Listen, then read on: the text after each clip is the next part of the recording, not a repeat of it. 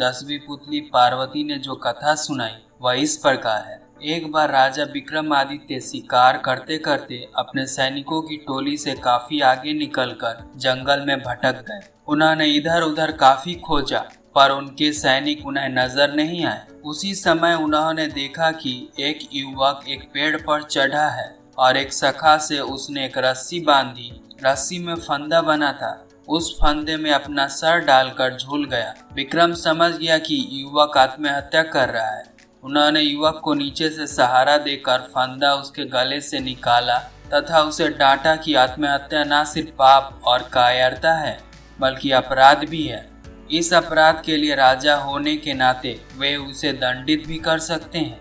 युवक उनकी रोबीली आवाज तथा वेशभूषा से ही समझ गया कि वे राजा हैं, इसलिए भयभीत हो गया। राजा ने उसकी गर्दन सहलाते हुए कहा कि वह एक स्वस्थ और बलशाली युवक है, फिर जीवन से निराश क्यों हो गया?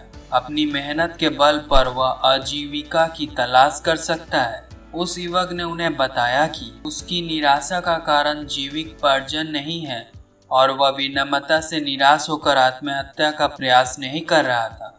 राजा ने जानना चाहा कि वह कौन सी ऐसी विशेषता है जो उसे आत्महत्या के लिए प्रेरित कर रही है। उसने जो बताया वह इस प्रकार है। उसने कहा कि वह कलिंग का रहने वाला है तथा उसका नाम विष्णु है। एक दिन वह जंगल से गुजर रहा था कि उसकी नजर पर एक अत्यंत सुंदर लड़की पर पड़ी। वह उसके रूप पर इतना मोहित हुआ कि उसी समय प्रणाम निवेदन कर डाला। उसके प्रस्ताव पर लड़की हंस पड़ी और उसने उसे बताया कि वह किसी से प्रेम नहीं कर सकती क्योंकि उसके भाग्य में यही बंधा है। दरअसल वह एक अभागी राजकुमारी है जिसका जन्म ऐसे नक्षत्र में हुआ है उसका पिता ही उसे कभी नहीं देख सकता। अगर उसके पिता ने उसे देखा तो तत्क्षण ही उसकी मृत्यु हो जाएगी। उसके जन्मते ही उसके पिता ने नगर से दूर एक सन्यासी की कुटिया में भेज दिया और उसका पालन पोषण उसी कुटिया में हुआ। उसका विवाह भी उसी युवक से संभव है जो असंभव को संभव करके दिखा दे। उस युवक को खौलते तेल के कढ़ाई में कूदकर जिंदा निकलकर दिखाना होगा। उसकी बात सुनकर विष्णु उस कुटिया में गया जहां वह निवास करती थी। वहां जाने पर उसने कई अस्थियां पंजर देखे जो उस राजकुमारी से विवाह के प्रयास में खौलते कढ़ाई के तेल में कूदकर अपनी जान से हाथ धो बैठे थे। विष्णु की हिम्मत जवाब दे गई। वह निराश होकर वहां से लौट गए। उसने उसे भूलने की लाख कोशिश की पर उसका रूप सोते जागते उठते बैठते हर वक्त आंखों के सामने आ जाता। उसकी नींद उड़ गई। उसे खाना पीना नहीं अच्छा लगता।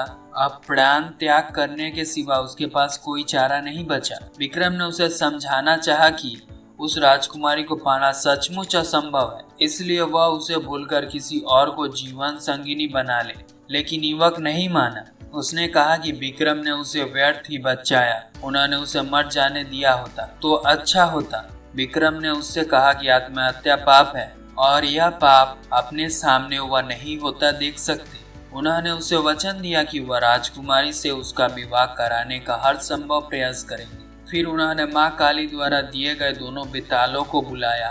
दोनों बेताल पलक झपकते ही उपस्थित हुए तथा कुछ ही देर में उन दोनों को लेकर उस कुटिया में आया जहाँ राजकुमारी रहती थी। वहाँ बस कहने को कुटिया थी। राजकुमारी की सारी सुविधाओं का ख्याल रखा गया था। नौकर चाकर थे।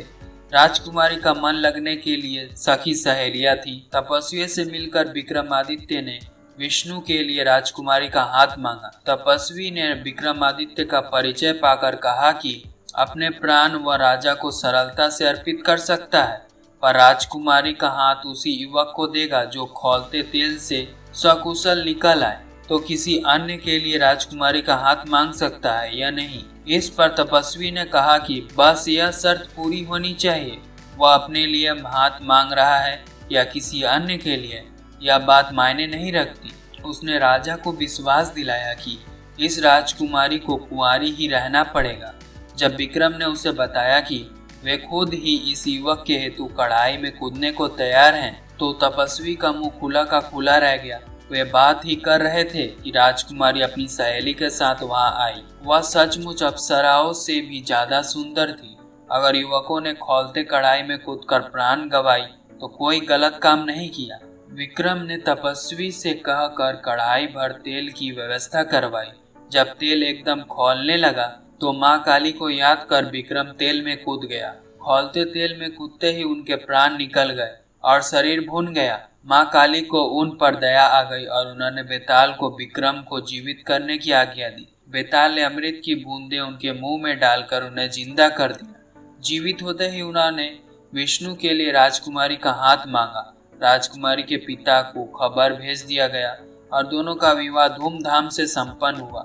अगर आपको यह वीडियो अच्छी लगी हो तो आर्टिफिशियल मोटिवेशन चैनल को सब्सक्राइब कर दीजिएगा और ऐसी वीडियो देखने के लिए बेल आइकन पर क्लिक कर दीजिएगा। मिलते हैं नई वीडियो में नई सिंहासन बत्तीसी की कहानी के साथ। Please keep watching and keep learning.